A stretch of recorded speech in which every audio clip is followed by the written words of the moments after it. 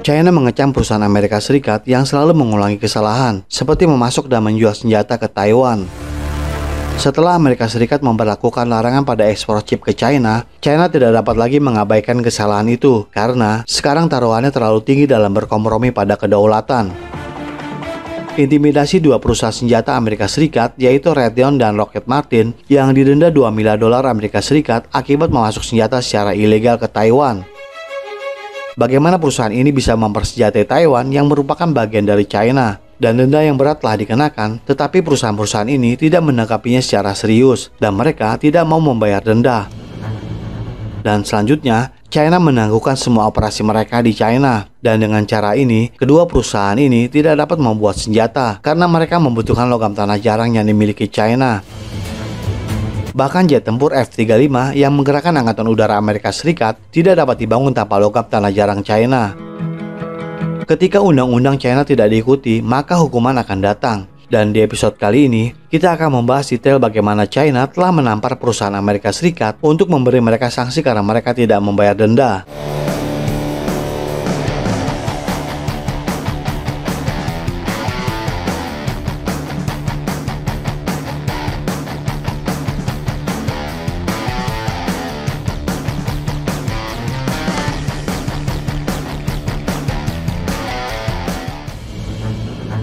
Taiwan adalah bagian dari China, seperti halnya Florida adalah bagian dari Amerika Serikat. Maka, jika ada negara yang mencoba mempersenjatai Taiwan, itu berarti sedang mempersiapkannya untuk kemungkinan pemberontakan.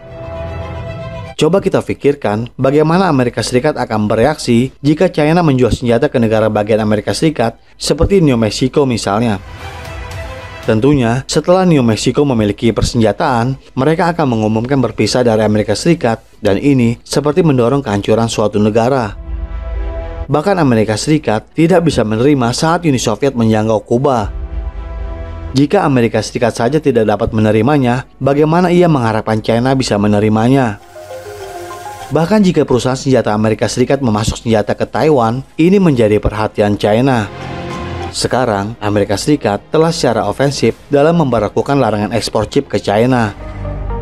Amerika Serikat telah meningkatkan sanksi dan tekanan terhadap China melalui serangkaian tindakan ekonomi dan politik yang mengintensifkan situasi yang sudah parah.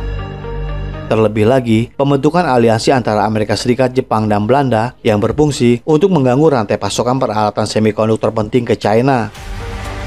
Ini adalah upaya untuk menantang dominasi China dalam industri semikonduktor.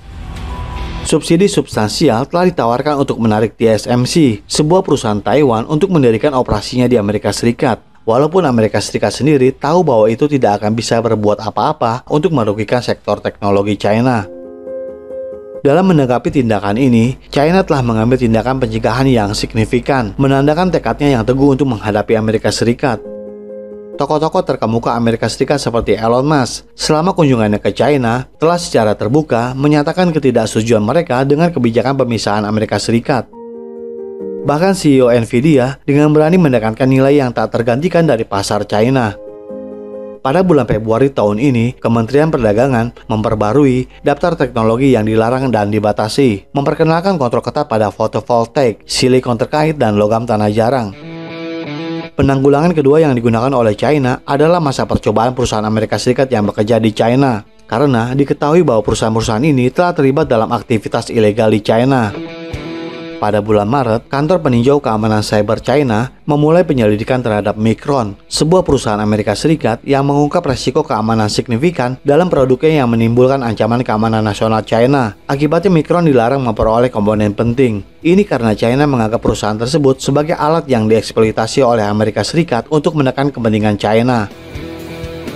Tindakan berikutnya terhadap Fujian Xinhua yang sebagian besar didorong oleh temuan investigasi dan upaya lobi terkait di sekitar Micron.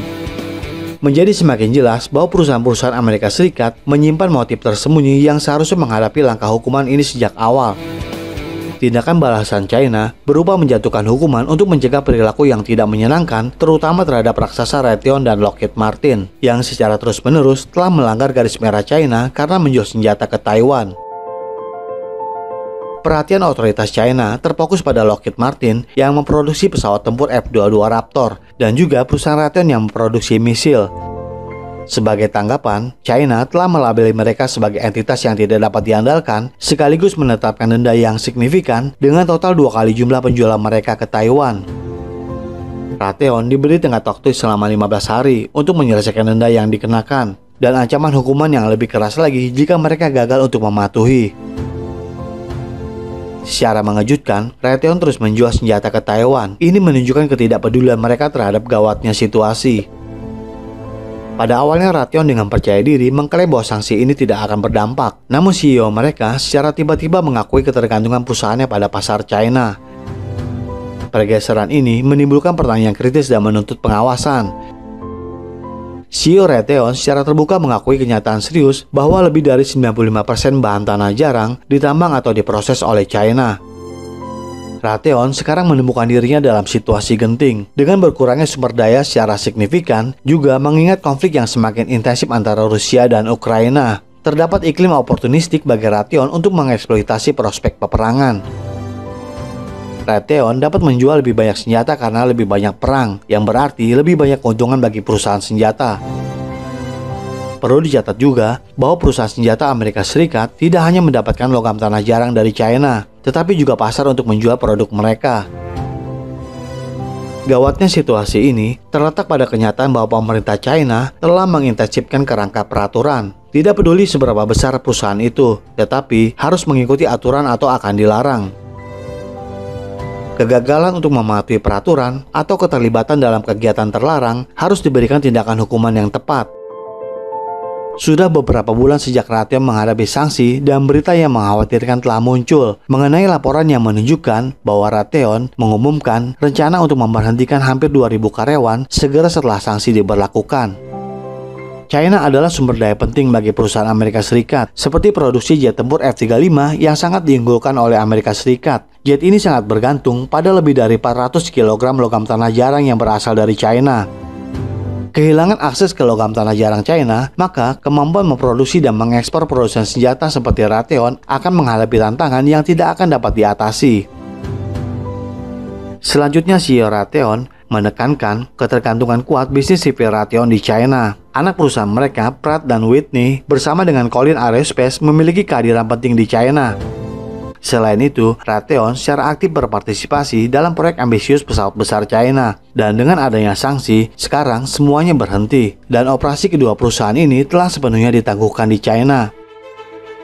Perlu diketahui bahwa perusahaan senjata di Amerika Serikat adalah penggerak dan perumus kebijakan tidak resmi. Mereka memiliki pengaruh yang sangat besar di pemerintahan dan Kongres Amerika Serikat. Mereka dapat memaksa Amerika Serikat kembali ke akal sehatnya. Saat ini, mereka hanya punya dua pilihan, membayar denda dan melanjutkan bisnis dengan China, atau menggunakan pengaruh mereka pada pemerintah Amerika Serikat untuk mengakhiri perang teknologi ini. Jadi bagaimana menurut Anda? Apakah perusahaan ini akan membayar denda atau mereka akan mempertaruhkan semua operasi mereka dan menangguhkan semua produksi karena tidak membayar denda? Silakan berikan komentar terbaik Anda di kolom komentar kami. Terima kasih dan sampai jumpa di episode berikutnya.